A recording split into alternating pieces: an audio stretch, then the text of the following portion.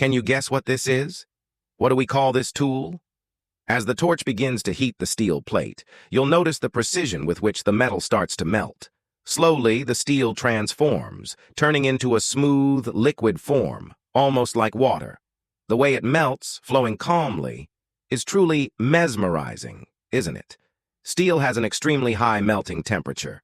Can anyone tell me what the exact melting point of steel is? Watching this process unfold is both beautiful and powerful. Steel, transforming into liquid, showing us just how amazing this process can be.